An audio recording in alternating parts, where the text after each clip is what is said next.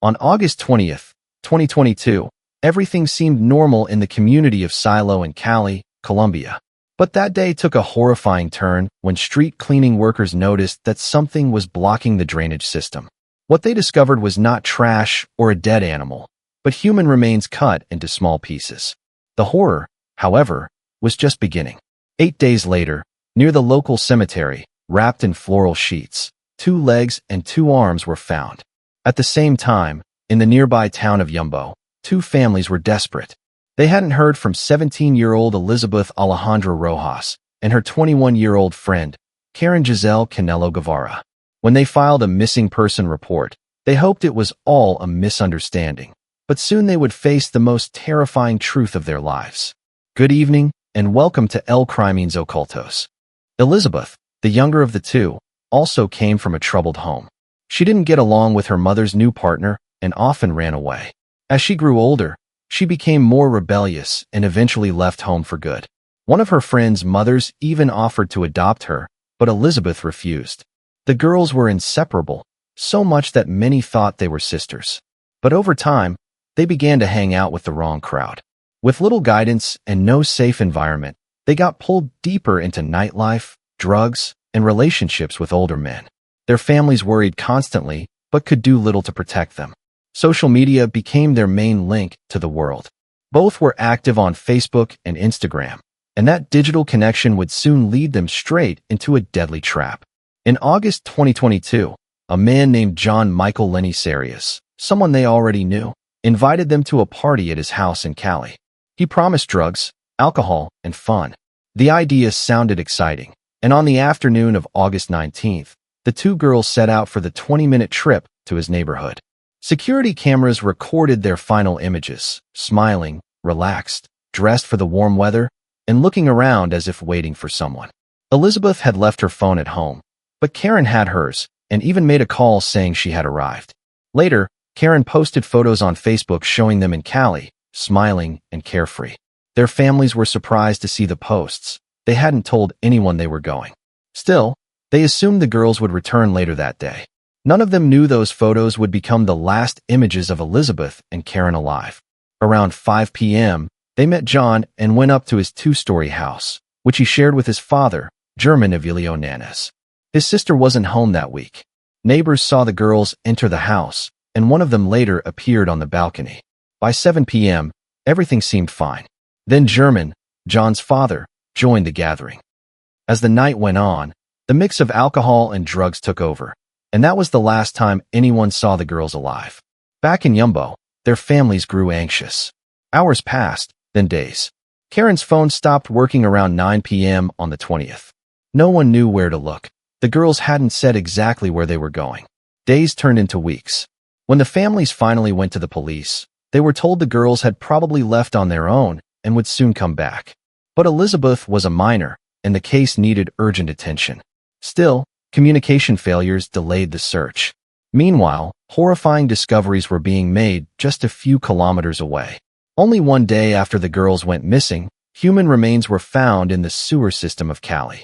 The neighborhood of Siloé was used to violence, but this was beyond anything the residents had seen.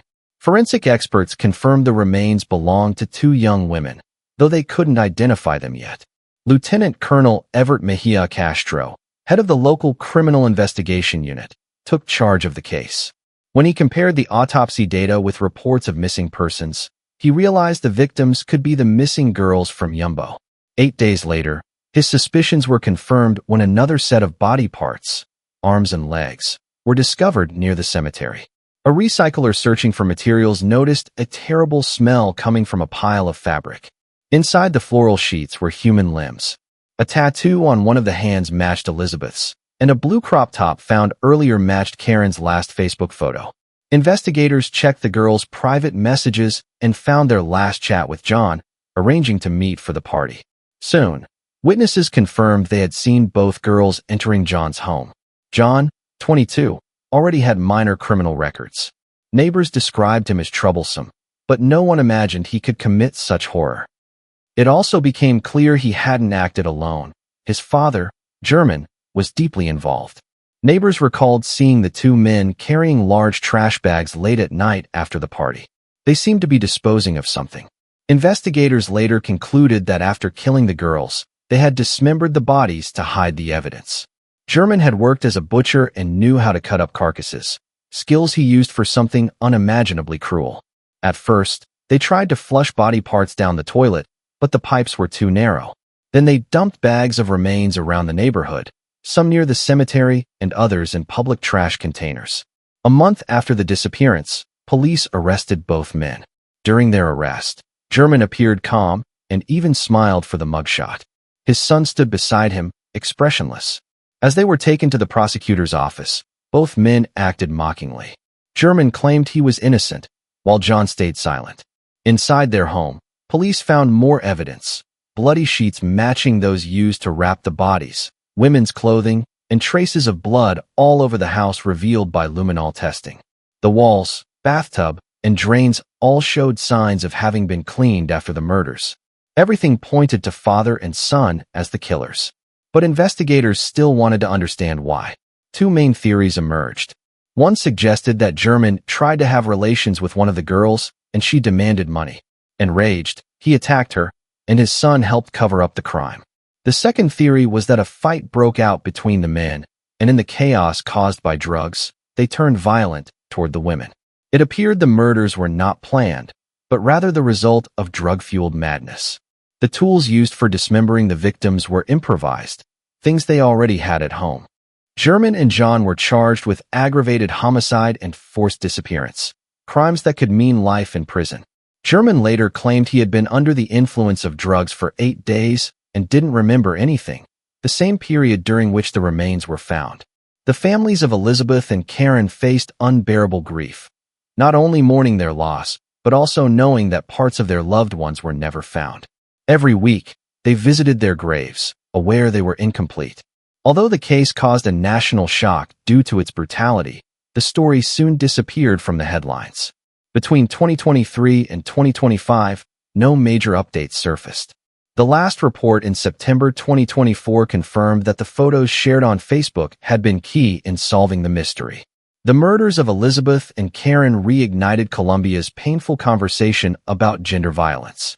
Once again, society was reminded of how vulnerable young women can be when abandoned by the system. Thank you for joining me tonight.